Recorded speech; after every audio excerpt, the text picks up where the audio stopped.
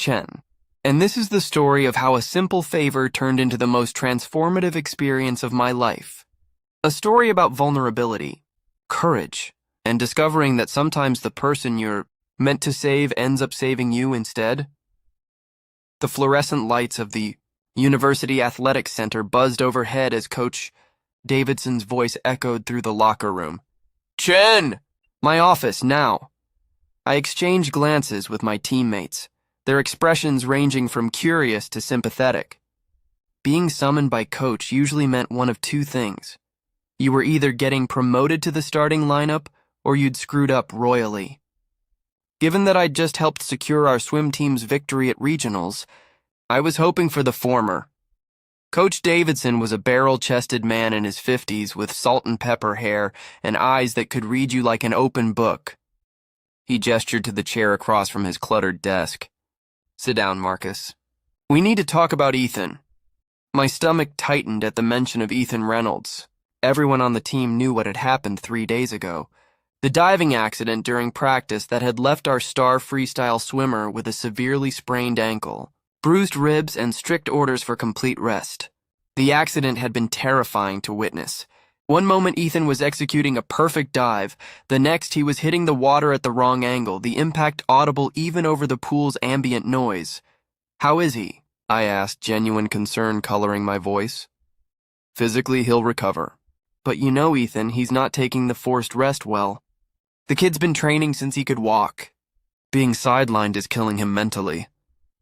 Coach leaned back in his chair, the leather creaking under his weight. "His parents are out of the country for another 2 weeks. His roommate moved out last month. He's alone in that apartment, stubborn as hell, and I don't trust him not to push himself too soon." I nodded slowly, beginning to understand where this was going. I need someone responsible to check on him daily. Help him with groceries. Make sure he's following doctor's orders. Keep him from doing something stupid like trying to swim before he's healed. Coach's eyes fixed on me with laser focus. "You're pre-med, you're reliable, and frankly, Marcus, you're one of the few people on this team who won't enable his worst instincts." "Coach, I know you two aren't exactly close," he interrupted, reading my hesitation with uncanny accuracy. "But that's actually a point in your favor. Ethan needs someone who'll be objective, not someone who'll let him sweet-talk his way out of recovery protocol." He wasn't wrong about us not being close. Ethan Reynolds and I existed in different orbits. He was the golden boy, effortlessly charismatic with the kind of natural athletic talent that made everything look easy. His sandy blonde hair and blue eyes fit perfectly with his California surfer aesthetic, even though we were landlocked in Colorado. He collected friends the way other people collected stamps, always surrounded by admirers and hangers-on. I, on the other hand, was the quiet one. The serious student who trained methodically, earned respect through consistency rather than flash. My parents had immigrated from Taiwan, building their restaurant business through sheer determination, and they'd instilled in me the value of hard work over natural talent. I had exactly 3 close friends, preferred studying to parties, and generally avoided the spotlight that Ethan seemed to bask in. Our interactions had been limited to team meetings and the occasional shared lane during practice. Professional, cordial, distant. "I'll give you extra credit in the sports medicine. Independent study," Coach added, playing his ace card. "Full clinical observation hours. It'll look great on your med school applications," I sighed, knowing I was cornered. "When do I start?" "Tomorrow morning. I'll text you his address." Coach's expression softened slightly. "Thanks, Marcus. I know this isn't what you signed up for, but Ethan needs this, more than he'll probably admit." The next morning I stood outside Ethan's apartment building, a paper bag of groceries in one arm and a thermos of my mom's homemade congee in the other. The building was one of the nicer complexes near campus, brick facade, secure entry, the kind of place that suggested Ethan's swimming scholarships were supplemented by family money. I pressed the buzzer for Unit 304. "Yeah?" Ethan's voice crackled through the intercom, rough with sleep or pain, I couldn't tell which. "It's Marcus Chen. Coach sent me." A long pause. You've got to be kidding me. Nope. Are you going to let me up, or should I just leave these groceries in the hallway? Another pause, then the door buzzed open. The elevator ride to the third floor gave me time to question every decision that had led to this moment. What was I supposed to say to someone I barely knew? How was this supposed to work? My hands were sweaty despite the morning chill, and I mentally rehearsed opening lines, rejecting each one as too formal, too casual, too awkward. Ethan's door was slightly ajar when I reached it. I knocked anyway. "It's open," came his voice from inside. I pushed through into a surprisingly tidy apartment. The living room was minimalist but warm, large windows letting in morning light, a comfortable-looking couch facing a modest TV, swimming trophies arranged on floating shelves with almost artistic precision. Everything was in its place except for the figure sprawled on the couch. Ethan looked different than he did at the pool. His usually styled hair was disheveled, falling across his forehead in a way that made him look younger, more vulnerable. He wore a faded university swim team t-shirt and athletic shorts, his left foot propped up on pillows, wrapped in a professional-grade compression bandage. Dark circles shadowed his eyes, and there was a tightness around his mouth that spoke of constant grinding pain. But what struck me most were his eyes. At the pool, Ethan's eyes were always lit with competitive fire or easy humor. Now they looked lost, so he said, attempting his trademark easy smile and not quite pulling it off. "Coach sent a babysitter." "More like a personal assistant," I replied, setting the groceries on the kitchen counter. "But if you want to call it babysitting, I can start charging by the hour." A ghost of genuine amusement flickered across his face. "What's in the bag?" "Actual food. I'm guessing you've been living on protein shakes and whatever can be microwaved in under 3 minutes. I started unpacking. Fresh vegetables, chicken breast, brown rice, fruit. My mom also sent congee. "It's rice porridge," Ethan interrupted. "Yeah, I know. Had it at this amazing Taiwanese place downtown once?" I glanced at him surprised. "Golden Dragon?" "That's the one." "Wait." His eyes widened slightly. "Chen, your family owns Golden Dragon?" "Guilty. My parents opened it 15 years ago." "Dude, that place is incredible. The beef noodle soup is—" He stopped himself, wincing as he shifted position. "Sorry, getting off track. You really didn't have to bring food. Coach's orders. Plus, I've seen your training diet. If you're going to heal properly, you need actual nutrition." I moved to the kitchen, familiarizing myself with the layout. "When did you last eat?" He looked away. "Yesterday, maybe. Time's kind of blurry." Concern spiked through me. "Have you taken your pain medication?" "It makes me foggy. I hate feeling foggy." "Ethan." "I don't need a lecture, Marcus." His voice had an edge now, the frustration of someone used to being in control suddenly finding himself dependent on others. "I'm fine." I took a breath, reminding myself that Coach had warned me about this. Ethan wasn't pushing back against me specifically, he was pushing back against his situation. Against weakness. Against vulnerability.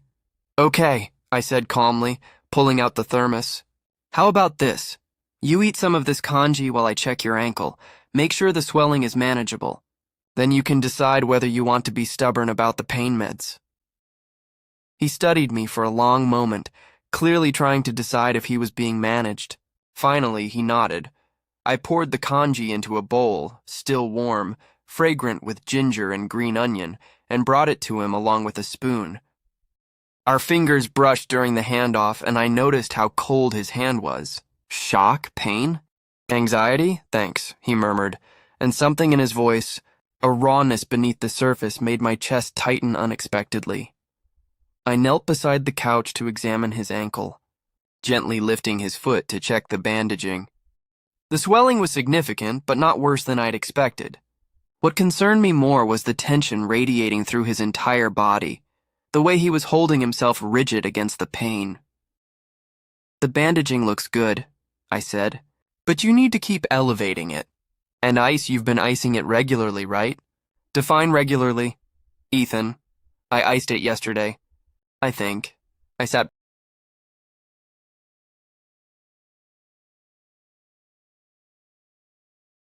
Ethan, I iced it yesterday, I think. I sat back on my heels looking up at him.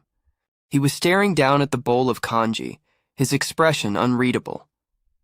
The morning light caught the fine bones of his face, the vulnerable curve of his neck, and for the first time, I saw past the golden boy facade to the scared, hurting person underneath. "Why are you really here?" he asked quietly. "And don't say because coach made you. There's gotta be a dozen people on the team who would have jumped at this." It was a fair question, and deserved an honest answer.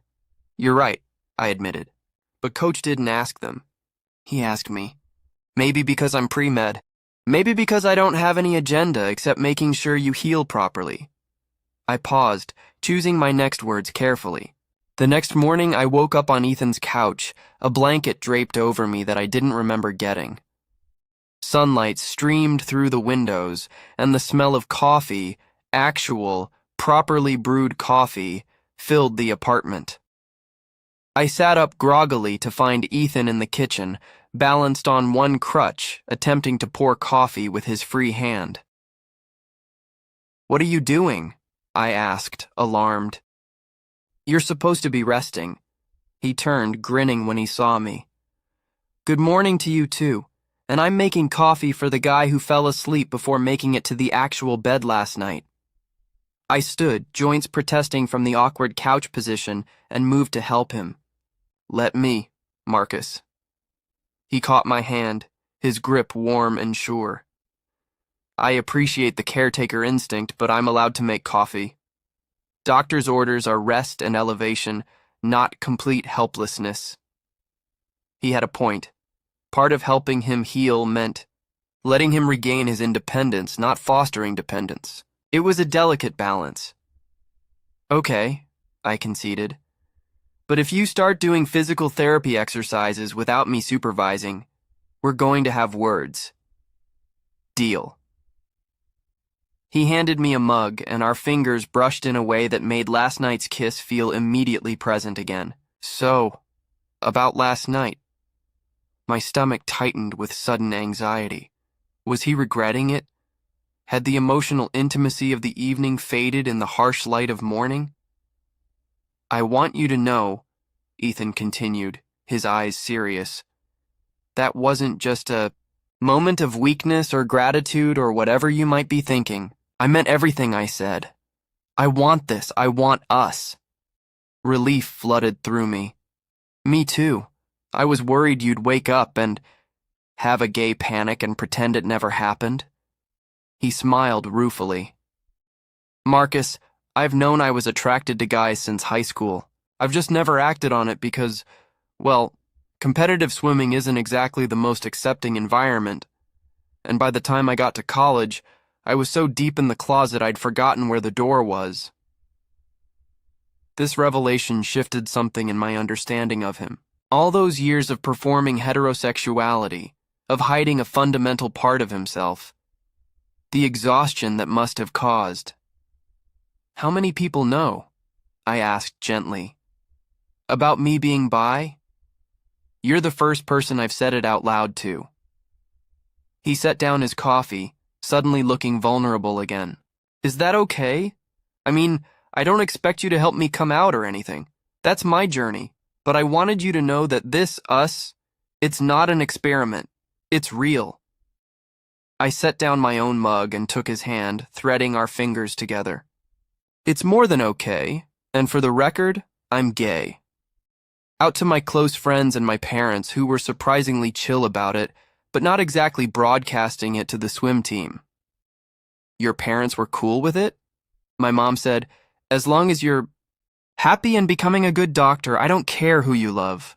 My dad just asked if I was being safe and then went back to prep work for the dinner rush." I smiled at the memory. "Very pragmatic, very them." Ethan laughed, but there was a wistfulness in it. "That's amazing. My parents. I don't know how they'd react. They're not religious or anything, just very traditional, very focused on image and success." "You don't have to figure it all out right now," I said. "Coming out is personal. It happens on your timeline, nobody else's." He squeezed my hand gratefully. How are you so understanding about everything? I'm really not.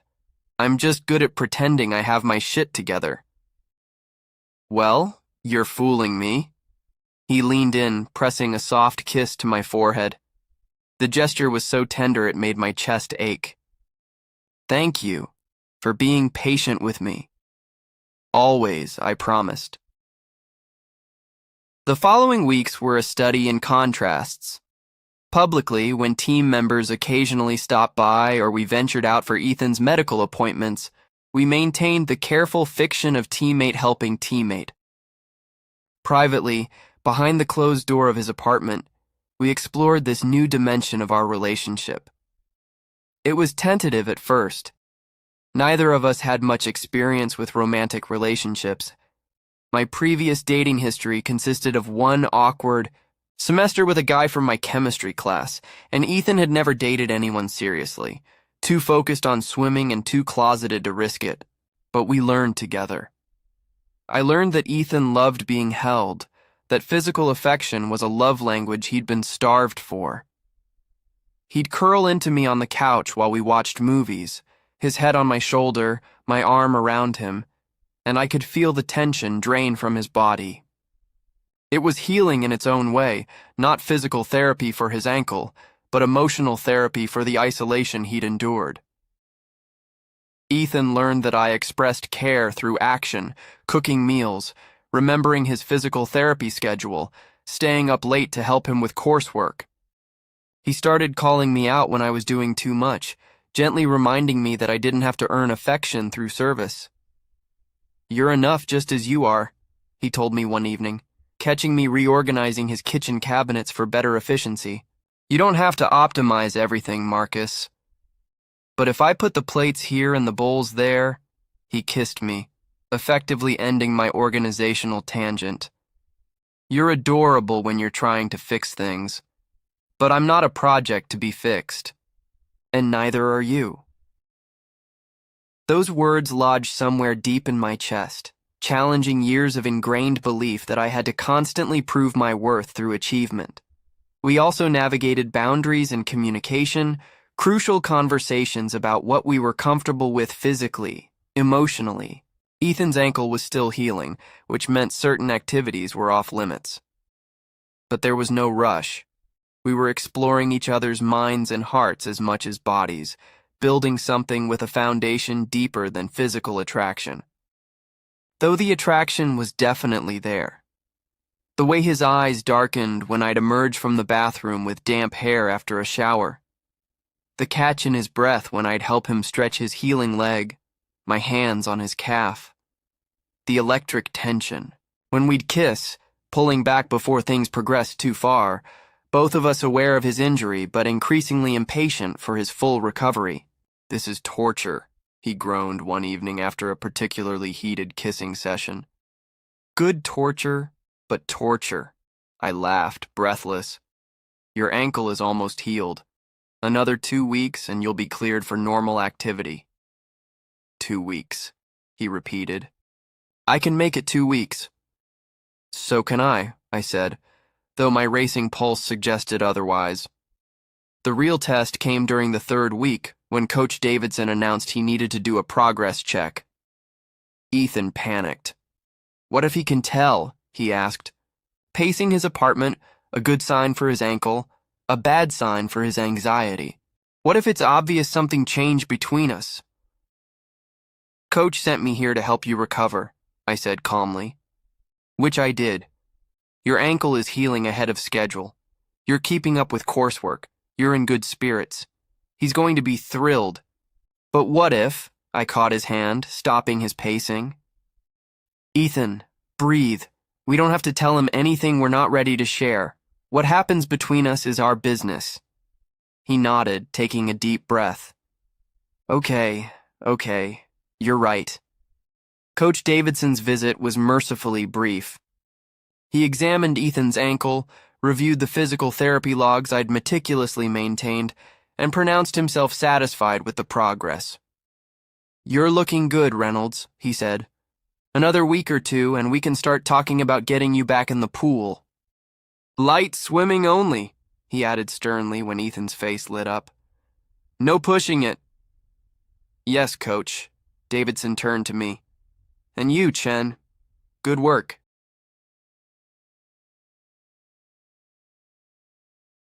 I could count on you. He paused, studying us both with those penetrating eyes. You two seem to have developed a good rapport, my heart hammered. We've had a lot of time to talk. Good. Team cohesion is important. If he noticed anything else, he didn't say. Keep up the excellent work. Both of you. After he left, Ethan collapsed on the couch in relief. That was terrifying.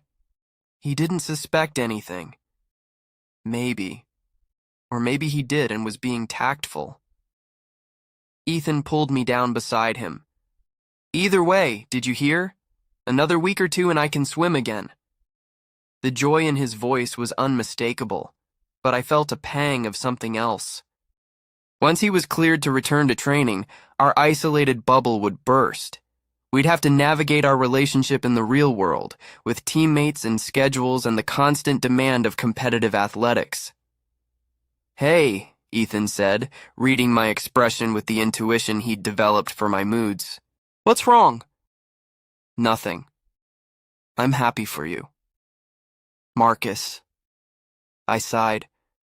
I'm just wondering what happens when you don't need me to check on you every day anymore. When your life goes back to normal.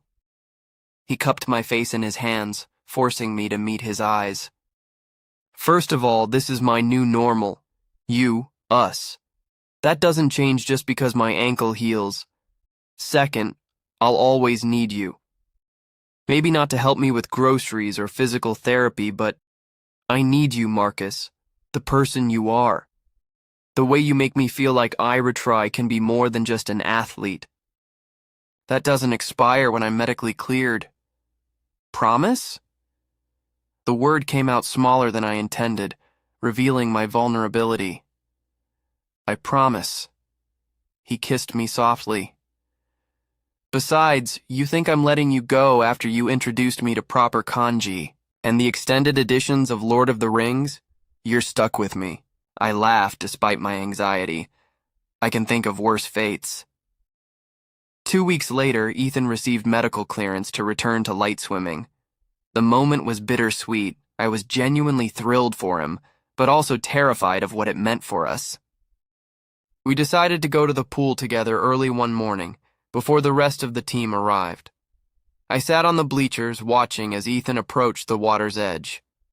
He'd been cleared, but this was still his first time back since the accident. I could see the tension in his shoulders, the hesitation in his stance. He looked back at me, and I gave him an encouraging nod. Ethan dove in. For a moment, I held my breath, memories of his accident flashing through my mind. But then he surfaced, sleek and graceful, and began to swim. Not the competitive, aggressive strokes I'd seen in practice before, but something gentler, joyful. A man reacquainting himself with his element. He swam for 20 minutes, his doctor's recommended limit. And when he pulled himself out of the pool, water streaming from his body, his smile was incandescent. How was it? I asked, meeting him with a towel. Different, he said, wrapping the towel around his shoulders. But good. Really good. I was nervous I'd lost something during the time off, but if anything, I appreciate it more now. Does that make sense? Perfect sense. He stepped closer, water still dripping from his hair. We were alone in the natatorium, the early morning light filtering through the high windows, creating patterns on the water's surface. I couldn't have done this without you, he said quietly. Getting back here, I mean. If you hadn't forced me to actually heal, to take care of myself, I would have pushed too hard too soon and made everything worse. You would have figured it out eventually. Maybe. But I'm glad I didn't have to figure it out alone. He glanced around, confirming we were truly alone, then leaned in and kissed me. It tasted like chlorine and possibility. When we broke apart, I was smiling. You know, eventually we're going to have to tell people. About us. I know. He took a deep breath, and I think I'm almost ready. Not quite yet, but getting there. Is that okay? More than okay. Like I said, your timeline. Our timeline, he corrected. This affects both of us. We should decide together when and how. The fact that he was thinking in terms of we and us made my heart swell. This wasn't just a fling or a temporary thing born of isolation and proximity. This was real. This was partnership. The transition back to normal life was smoother than I'd feared. Ethan returned to training, carefully, gradually, with me watching like a hawk to make sure he didn't overdo it. We still saw each other every day, but now it was by choice rather than medical necessity. We studied together at the library, grabbing coffee between classes. We cooked dinner at his apartment. His cooking skills had improved dramatically during recovery, mostly out of self-defense against my initial attempts. We existed in a private bubble, not hiding exactly, but not broadcasting either, until one evening at Golden Dragon. My parents had invited me for dinner, and I'd asked if Ethan could come. My mom had been delighted. She'd been not so subtly asking about that nice swimmer boy for weeks. We sat in a corner booth, my parents across from us, and I watched them fall for Ethan's charm just like everyone else did. But this time, I saw deeper, saw how genuine his interest was when my dad explained the history of Taiwanese beef noodle soup, how respectful he was asking about their immigration story, how naturally he fit into my family dynamic. My mom, perceptive as always, watched us with knowing eyes. After dinner, as we helped clear plates, she pulled me aside in the kitchen. "He's special," she said in Mandarin, a language Ethan didn't speak. "The way he looks at you like you're his whole world." My cheeks burned. "Mom, I'm happy for you, Bao-Bei, baby treasure." She patted my cheek. "Bring him around more often. He eats too much like an athlete, not enough vegetables, but we can fix that." I hugged her, overwhelmed with gratitude. Having my parents' acceptance, their embrace of Ethan into our family, it meant everything. When we left the restaurant, walking through the cool evening air toward campus, Ethan took my hand. "Just like that in public, visible to anyone who might pass by. Is this okay?" he asked. I squeezed his hand. "More than okay. Your parents are amazing. And your mom definitely knows about us.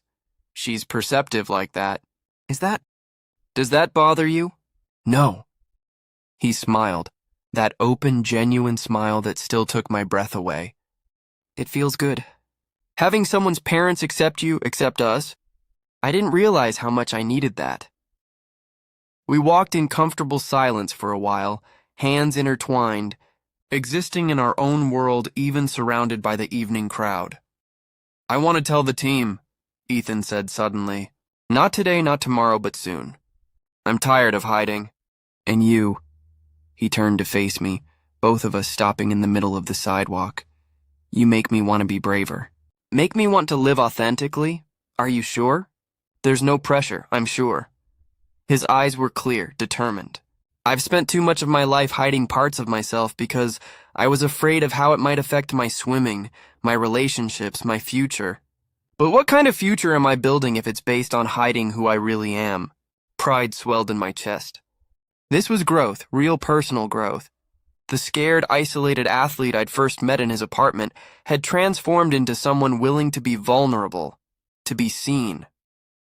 "Whenever you're ready," I said, "I'll be right there with you." "I know you will be." That's what makes it possible. 2 weeks later, Ethan called a team meeting. Coach Davidson had agreed to let him use the conference room, though Ethan hadn't told him why. I sat near the back, my heart pounding as teammates filed in, confused and curious. Ethan stood at the front, and I could see his hands trembling slightly despite his outward composure. "Thanks for coming," he started. "I wanted to talk to you all about something personal. Something I should have shared a long time ago, but I was scared." The room fell silent, everyone's attention fixed on him. "I'm bisexual," Ethan said, his voice steady. "I've known for years, but I've never said it out loud because I was afraid of how it might change things. Change how you saw me. Change team dynamics. Change everything. I could see various reactions rippling through the team, surprise, a few knowing nods from teammates who'd perhaps suspected, but mostly I saw acceptance. Understanding. The other thing I want to share, Ethan continued, and his eyes found mine across the room, is that I'm in a relationship with Marcus Chen. Now the surprise was universal. Head swiveled toward me and I felt heat rise to my face. But I stood up, moving to stand beside Ethan, a physical statement of solidarity. We've been together for about 2 months now, I added. It started when I was helping Ethan recover from his injury. We didn't plan it, but it happened, and I'm grateful it did. So that's why Chen was always at your place, one of our teammates, Jason, said with a grin. Here we thought he was just being a good teammate. He is a good teammate, Ethan said firmly. The best. He's also an amazing partner. And I wanted you all to know because you're not just my teammates, you're my friends. I don't want to hide anymore. There was a moment of suspended silence, and then Sarah, one of our team captains, started clapping. Others joined in, and suddenly the room was full of applause and supportive comments. Dude, good for you, someone called out. About time someone on this team had an interesting love life, another added with a laugh. The tension drained from Ethan's shoulders, and when he looked at me, his eyes were bright with unshed tears of relief. Coach Davidson, who'd been standing quietly in the doorway, stepped forward. Reynolds, Chen, thank you for trusting the team with this. I want to make something clear to everyone here. His voice took on the authoritative tone we all knew from practice. This team is a family. We support each other, on and off the pool deck. Anyone who has a problem with what Ethan and Marcus just shared can discuss it with me privately, and if I find that anyone is creating a hostile environment, they'll answer to me. Are we clear? A chorus of affirmatives filled the room. Good. Coach's expression softened. Now, with that settled, Reynolds, you're cleared to return to full training next week. Chen, excellent work on the sports medicine documentation. The rest of you, hit the weight room.